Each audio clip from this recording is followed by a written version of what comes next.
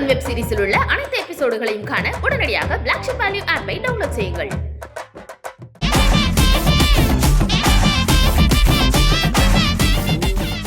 எது இனிமை? அதானங்க கேள்வி. காதல்னு சொன்ன உடனே நமக்கு ஞாபகத்துக்கு வர்ற பேர்கள்ல ரொம்ப முக்கியமானது சலீம், அனார்கலி. ஞாபகம் வருமா? அதெல்லாம் எங்கிட்டு கல்யாணம் ஆனவொன்னு அதெல்லாம் மறந்துடுச்சு. சலீம் அனார்கலி காதல் காட்சியில் ஒரு அற்புதமான இடம் வருங்க. படிக்கிற போது வியந்து போனேன். நம்ம திரைப்படங்களில் காட்டுற மாதிரி ராத்திரி நேரத்தில் அப்பா அம்மா அண்ணனுக்கு தெரியாமல் காதலன் மாடியில் ஏறி காதலியோடு சந்தித்து பேசுவானா? திரைப்படத்தில் பார்த்துருப்போம்ல, அதே மாதிரி அனார்கலியை சந்திப்பதற்காக தினமும் இரவு சலீம் வீட்டுக்கு போவான். காலையில் சரியாக விடிகிற நேரத்தில், நிலா போகிற நேரத்தில் சலீமை வெளியே அனுப்பிடுவாளாம் அனார்கலி. அப்படித்தான் ஒரு நாள் ரெண்டு பேரும் காதலில் திளைத்திருக்கிற போது நேரம் போனதே தெரியாமல் ரெண்டு பேரும் காதலிச்சுக்கிட்டு இருந்தாங்களாம். இப்போ திடீர்னு அனார்கலி வானத்தை பார்த்துட்டு நிலா போக போகுது, நிலா மறைஞ்சு சூரியன் வர்ற நேரம் ஆயிடுச்சு, இன்னும் இங்கே இருக்கியே, எங்கள் அண்ணன் பார்த்தா பிச்சு போடுவேன், ஒழுங்கு மரியாதையாக ஓடி போயிருந்தா. இப்போ சலீம் சொன்னா, நாங்கள் அனார்கலியை பார்த்து, அந்த நிலா போயிடுச்சு, ஆனால் என்னோட நிலா இன்னும் போகலையேன்னு சொன்னாங்க. காதல்ல 4 இருக்கு, என்ன தெரியுமா? 1 one side love, 2 double side love, 3 3 side love, 4 suicide. நல்ல காதல் இருக்கு, கெட்ட காதல் இருக்கு, கேடு கெட்ட காதலும் இருக்கு. ஆனா நட்பு நண்பன் என்றாலே நல்லவன் தான், அதுக்கு மாற்று கருத்தா கிடையாது. நண்பன்னாலே நல்லவன் தான். நண்பன்ல ஏதியா நல்ல நண்பன் கெட்ட நண்பன்? அறத்துப்பால்னா என்ன சொல்லுங்க. நீதியின்றி அமையாது உலகு. பொருட்பால்னா என்ன? நிதியின்றி அமையாது உலகு. காமத்துப்பால்னா என்ன? நீயின்றி அமையாது உலகு. அருமை அருமை. அதுதானங்க அன்புங்கிறது. எங்க இந்த பிரபஞ்சமே நாம் காதலிப்பதும் நம் காதலிக்கப்படுவதிலும் தானே இருக்கிறது. நம்மளை ஒருத்தங்க நேசிச்சா அதில் காட்டக்கூடிய வெற்றியும் அன்பும் அவங்களுக்கு தானே கிடைக்கும். சொல்லுங்க அக்கா, நட்பு நட்புன்னு பேசுகிறாங்களே, நான் கேட்குறேன், நண்பர்கள் சட்டையை மாற்றலாம், நண்பர்கள் வாட்சை மாற்றலாம், நண்பர்கள் நோட்டை கூட மாற்றலாம், ஆனால் நாங்கள் இதயத்தையே மாற்றுவோமே. அது உங்களால் மாற்ற முடியுமாங்க? எங்க நம்ம கிட்ட ஒரு பொருள் இருக்கு, அதை ஒருத்தங்க திருடிட்டா நமக்கு கோபம் தானே சார் வரும். ஆனா நம்ம இதயத்தை ஒருத்தங்க திருடிட்டா நமக்கு கோபம் வரமாட்டேங்குது இல்லையா? ஏன்னா ஒருத்தர் இதயத்தை கொடுத்துட்டு தானே இதயத்தை திருடுதாங்க. இன்னைக்கு இருக்கிற காதல்ல காதலாங்க இருக்கு, கருமம் எல்லாமே இருக்கு. ஆத்தாடி, பழகுன கொஞ்ச காலத்துல இன்ஸ்டாகிராம்ல மெசேஜ் பண்ணிக்குவாங்கக்கா, அதுக்கு பேரு டெக்ஸ்டேஷன்ஷிப். ஓ. அடுத்து பழகுன கொஞ்ச காலத்துக்கு அப்புறம் கொஞ்சம் ரிலேஷன்ஷிப்ல இருப்பாங்க, கொஞ்சம் வெளியில போறது, கொஞ்சம் ஊரு சுத்துறது அப்படின்ட்டு ரிலேஷன்ஷிப், அதுக்கு பேரு. அப்புறம் எல்லாம் முடிஞ்சு போயிட்டு கடைசியில பிரிஞ்சு போறதுக்கு பேரு சிச்சுவேஷன்ஷிப். ஆனா இப்படி நீண்ட காலத்துக்கு பிறகும் பிரியாம இருக்கிறது, மூழ்காம இருக்கிறது எங்க ஃப்ரெண்ட்ஷிப்புங்க. ஆத்தாடி, மூழ்காத ஷிப்பே ஃப்ரெண்ட்ஷிப் தான். நீங்கள் போய் உங்கள் நண்பர்கிட்ட, டேய் டேய் உனக்கு நான் பெஸ்ட் ஃப்ரெண்டா இல்லை ரமேஷ் பெஸ்ட் ஃப்ரெண்டாடா அப்படின்னு கேட்கலாம். உங்கள் காதலிக்கிட்ட போய், ஏமா ஏமா உனக்கு விஜயனுக்கு அதான் ஆசை, ஆனால் அப்படி கேட்கக்கூடாது, நான் பெஸ்ட்ல வரா இல்லை ரமேஷ் பெஸ்ட்ல வராமா அப்படின்னு கேட்க முடியுமா? முடியுமா? காரணம், காதல் அப்படிங்கிறது ஒன்னே ஒன்று, கண்ணே கண்ணு தான். காதலுக்கு மிகச்சிறந்த எடுத்துக்காட்டு அப்படின்னு சொல்லணும்னாலே நம்ம வீட்டில் இருக்கக்கூடிய தாத்தா பாட்டி அம்மா அப்பாவை தான் சொல்லணும். 60 ஆயிடுச்சு, மணி விழா முடிஞ்சிருச்சு, ஆனாலும் லவ் ஜோடி தான் என்று இன்றளவும் அன்பையே அடிப்படையாக கொண்டு வாழக்கூடிய சிறந்த காதலர்களான நம் தாத்தா பாட்டிகளை மறுத்து நட்பு தான் பெருசுன்னு எப்படி அவங்க சொல்றாங்க? சபாஸ். ஒருத்தவங்க நல்லா இருக்கும்போது கூட இருக்கிறது பேர் நட்பு இல்லை சார். நான் கஷ்டப்படும் போது, கடினப்படும் போது அவன் பெட்டி பெட்டியாக பணம் கொடுக்கணும்னு அவசியம் இல்லை. என் கஷ்டத்தை சொல்லி அலறதுக்கு, புலம்புறதுக்கு பக்கத்தில் ஒரு ஜீவன் இருக்காங்கிற நம்பிக்கை கொடுக்கிறது உங்கள் காதலி கொடுப்பார்களா, உங்கள் அப்பா அம்மா கொடுப்பாங்களா? நண்பன் தான் சார் கொடுப்பான்.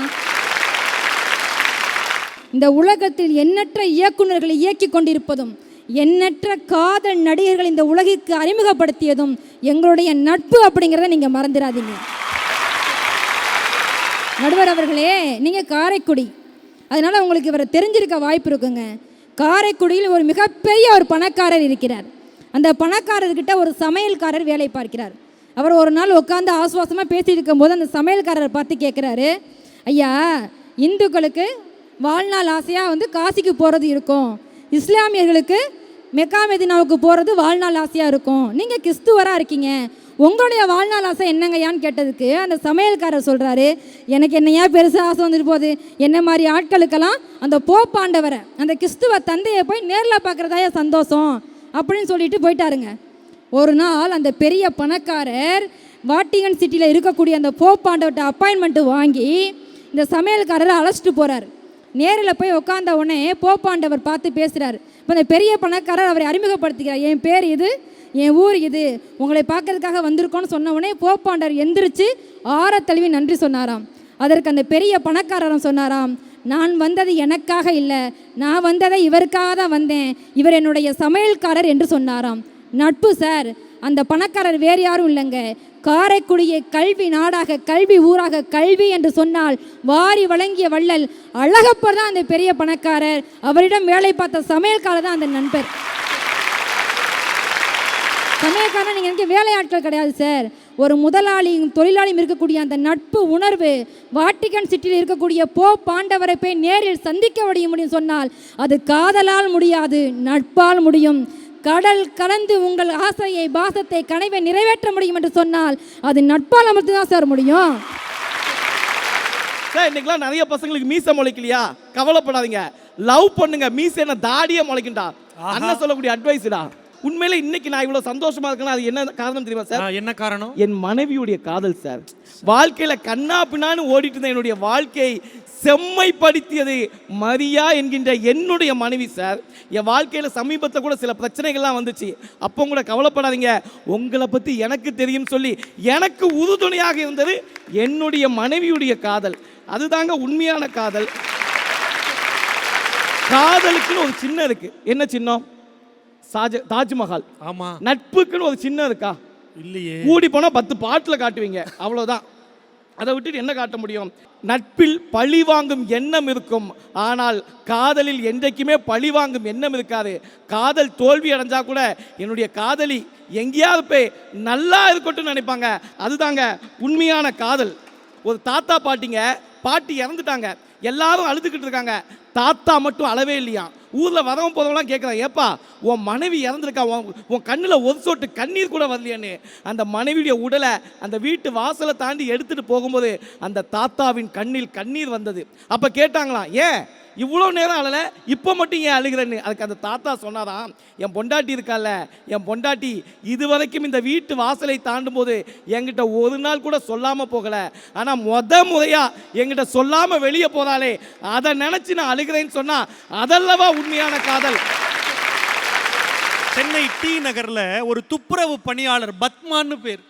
அந்த அம்மா கூட்டி பெருக்கிற வேலை செய்கிற போது ஒரு பை கடந்திருக்கு. எடுத்து பார்க்குறாங்க, உள்ள 48 லட்சம் மதிப்பு மிக்க 45 சவரன் நகை இருந்திருக்கு.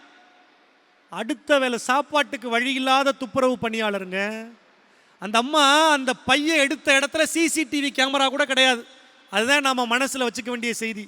சிசிடிவி கேமரா இருந்தால் கூட பார்த்துருப்பாங்க, நம்மளை பிடிச்சிருவாங்கன்னு அந்த அம்மா கொண்டு போய் ஒப்படைச்சிருக்கலாம். ஆனால் மறைவான இடத்துல கிடைஞ்சிது, சிசிடிவி கேமரா கூட கிடையாது. ஆனால் அந்த 48 லட்சம் மதிப்புள்ள 45 சவரன் நகையை நேராக கொண்டு போய் காவல்துறை ஆணையாளர்கிட்ட பத்மா என்கிற அந்த தூய்மை பணியாளர் ஒப்படைச்சாங்க. எவ்வளவு நேர்மை பார்த்தீங்களா? எத்தனை நேர்மை பார்த்தீங்களா? செய்தியாளர் அந்த அம்மா வீடு தேடி போயிட்டாருங்க. அந்த அம்மாட்ட கேட்குறாங்க, எப்படிம்மா, எப்படி உன் வீடு சாதாரண வீடாக இருக்குது, பிள்ளைகள் இருக்கிறாங்க, எப்படிம்மா உனக்குள்ள இப்படி ஒரு எண்ணம் வந்தது? அந்த அம்மா சொன்ன பதிலை கேளுங்க. உங்களுக்குலாம் ஞாபகம் இருக்குமான்னு தெரியல, ஒரு 5 வருஷத்துக்கு முன்னாடி தீபாவளி சமயத்தில் சென்னை மெரினா பீச்சில் ஒரு மஞ்சப்பையில் 1.5 லட்ச ரூபா பணம் கிடந்துச்சு.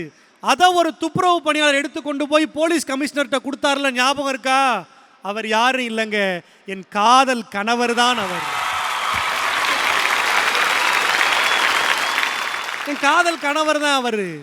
இப்போ 2 காதலர்கள் சேர்ந்து வாழுகிற போது இந்த உலகத்தில் நல்ல மாற்றத்தை, நல்ல மனிதர்களை அடையாளம் காட்ட முடியும் என்பதற்கு பத்மாவும் அவருடைய காதல் இணையரும் கண் முன்னாடி சாட்சியா இருக்காங்க.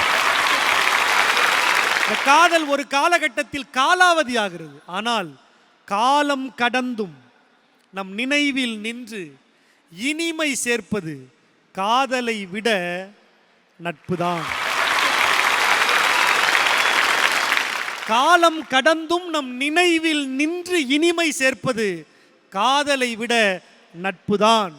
ஏன்னா நீங்க நல்லா கவனிச்சு பார்த்தீங்கன்னா தெரியுங்க, நாம துவண்டு கிடக்கிற போது தூக்கி நிறுத்துகிற நங்கூரமாய், நாம அழுகிற போது நம்மை தாங்கி பிடிக்கிற மடியாய், நாம் கவலையோடு இருக்கிற போது நம்மை சாய்த்து கொள்ளுகிற தோளாய், நாம் கண்ணீரோடு இருக்கிற போது அந்த கண்ணீரை துடைக்கிற கைக்குட்டையாய், நமக்கு சரியான வழிகாட்டுதலை சொல்லுகிற போது அப்பாவாய், நம்மை அரவணைக்கிற போது அம்மாவாய், நம் கைபிடித்து அழைத்து போகிற போது அண்ணன் தம்பியாய், வாஞ்சையோடு நம்மை வழிநடத்துகிற போது நம் ஆசானாய், எல்லாமுமாய் மாறுவதற்கு நட்பில்தான் சாத்தியக்கூறுகள் அதிகமாக இருக்கிறது.